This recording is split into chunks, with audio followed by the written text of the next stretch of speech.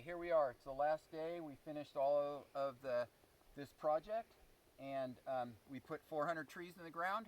And the reason why we spent the last 2 weeks doing a project like this was to try and see if we could come up with the answer to being able to get the south-facing, dry, degraded slopes reforested or afforested, depending on whether there were these types of trees in the past. What this project is intending to do is to try to find out the answer whether amendments will be what it takes to be able to get these seedlings to make it through the hot, dry summer. The first year that they're in the ground, they have a really small root system, and on these types of slopes, the soil dries out deeper than their roots can reach to get moisture out of the soil. So to do that, to solve that problem, is we're working with several different folks that have different products. One of them is a biochar product, and the other one is a compost with biochar and several other minerals and things mixed into it. And so what we've done on our primary, this was sort of the initial vision of what this project was going to encompass, and it actually throughout the process has grown a little bit from that. Down here we shot some lines to get slightly down from contour so water will run along the trenches if we get a real heavy rain. On each of these benches we dug holes about 1 foot wide, 1.5 feet long, and about 1.5 feet deep. We put biochar in the bottom, approximately 7 gallons worth of it. Then on top of that we put about 3.5 gallons or 3 gallons of the compost mix on that. And then we took the native soils here, we pushed it into the hole, did a little bit of mixing on the top, and basically put a native soil cap over the top of it. We had put water into the holes to try to hydrate the biochar specifically, because it holds lots and lots of water. I think it's somewhere in the neighborhood of 5 to 10 times its weight in water. And so we were hoping to charge that up. And then we came through, we planted the trees, and after we planted the trees, we covered it with a mulch.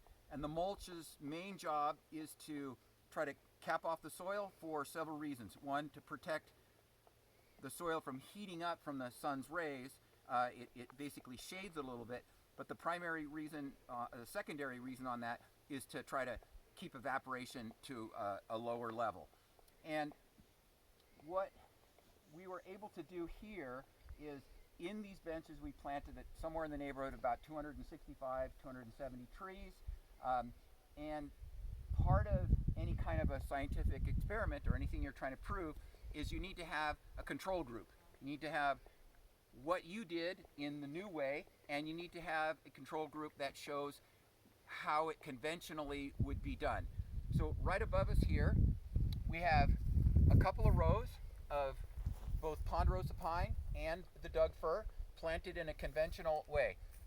What we did, put a hodaddy into the ground, got a slot in there, bent it, put the trees in, you step on it to seal around the roots of the tree and move on to the next tree.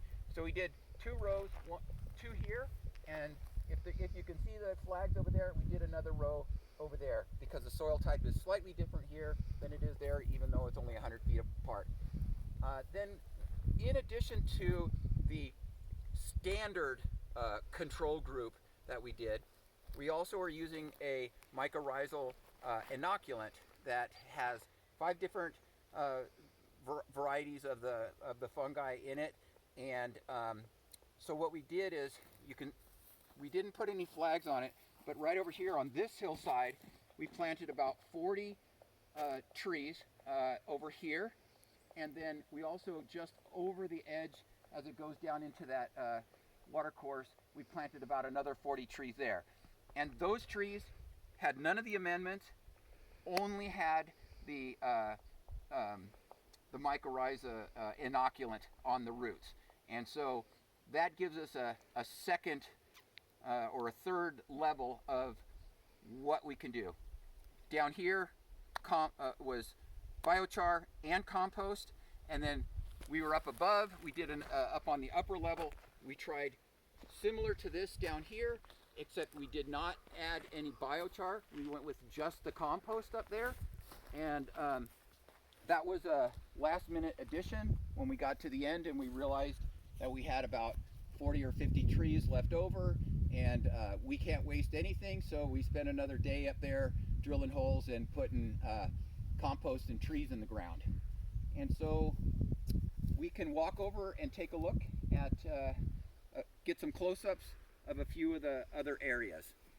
Again, right here is the conventional control group, and this is hopefully the solution to how we can get trees to grow in this changing and increasingly unhospitable climate for new little seedlings to start. So let's hope that we can come back next fall and these trees will still be green, because if they are, that's a huge step towards the plans that we have on our acreage. We have several thousand acres of land that we'd like to incorporate both foresting, reforesting, doing some agroforestry type things, and other blends of those types of things. And right now, most of those lands are on similar type of south-facing aspects that get hot and dry during the summer. And so without a solution to make that happen, we are not going to get trees to grow on this land in the areas that need them.